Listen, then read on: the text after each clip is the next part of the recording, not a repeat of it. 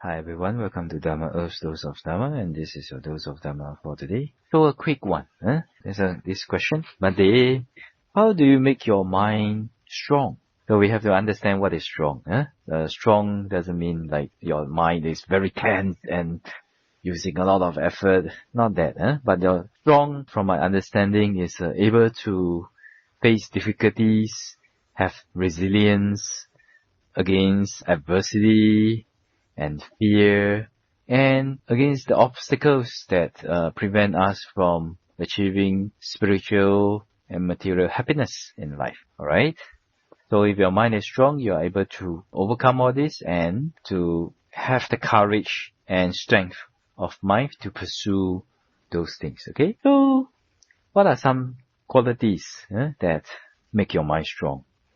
Well, of course, keeping the sila every day, keeping your precepts every day, reciting the keeping of the precepts every day in front of the Buddha, the statue of the Buddha, or taking the precepts from a bhikkhu and keeping it is like keeping a promise.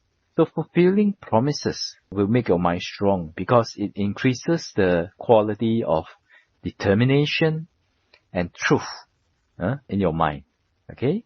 So keeping sila. And then, of course, meditation. Meditation would definitely help us to make our mind strong because of the strong mindfulness. And because of strong mindfulness and strong meditative powers, your mind becomes stronger and able to overcome all those, whether it's the negative feeling, whether it's a feeling of insecurity. Your mind is able to overcome all that with your meditative mind. Okay? And then, helping or motivating others when they need it or whether they need it or not. But if they don't need it, but if you motivate them and you bring their mind up to a more higher level, of course, that's good, okay? That's what I mean by even if they maybe they feel that they don't need it, but you manage to inspire them anyway. So when we inspire people, we inspire their mind to be strong. We inspire them with the qualities of how to let the mind be strong and have the strength to overcome adversities, to overcome the negative feelings that obstruct us from doing what is suitable and wholesome and bring success to us. Then in this way, actually, you find that you strengthens your mind also, because not only does it serve like a reminder to ourselves, but it also help us to create the karma. What karma? Because we try to inspire others, we let others' mind be strong. So we are creating that kind of karma. Then in the end, when the karma seeds ripens and mature into a karmic result, then naturally you'll feel that your mind gets stronger. Like that. And then another one is rejoicing in others' strong mind. Okay? Rejoicing in others' strong mind. If others, they have strong mind and they are able to overcome adversities and challenges in life, we rejoice in them. We feel happy for them. And we also make a wish and aspiration that, may we also have this strength of mind to overcome the obstacles in life with Dharma. Then naturally, as you rejoice and you make aspirations because of the karmic power, so when you create more and more of this kind of karma, this rejoicing karma and inclination, then definitely when the karmic seeds ripen as a karmic result, then we will also be able to have strong mind, okay, to overcome adversities. Another one is facing your own fear. I think this really is, it takes courage. It takes courage. Actually, the way to overcome our fears sometimes is, some cases, the only way is to face the own fear itself. So, like one of my teachers, so he nearly drowned before he became a monk. He nearly drowned in a waterfall, alright? In a pool below the waterfall. And then after that, he was afraid of water. He was afraid of water for a few days. But on the 5th day, he thought, oh no, I cannot live my life fearing water. I must go and overcome my fear. So he forced himself, went to the place where he almost drowned, and he slowly go inside again and with somebody around, of course. Slowly go inside again. And then that was how he managed to overcome his fear. And after that, he feel really liberated from his fears. Alright? So, like the Bodhisattva, there's one sutta in the Majjhima Nikaya.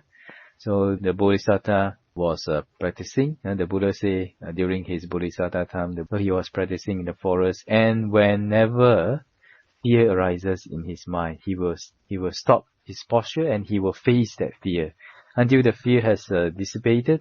Then he continue to walk or do whatever thing that he's doing in the forest. So our Bodhisattva also practice in this way. Yeah. So sometimes I like to quote. I think it's from President Theodore Roosevelt. He has said that the only thing that you have to fear is fear itself, right? So fear is that kind of a feeling, a kind of a emotion.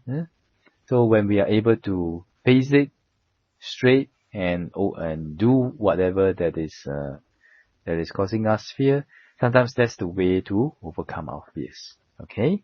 But if it is a very serious, if it's giving you clinical depression and all that, then probably you have to find a professional psychologist or psychiatrist, or you can also find a well-trained monastic or any of the well-trained spiritual teachers to find out more about how to overcome it. Okay?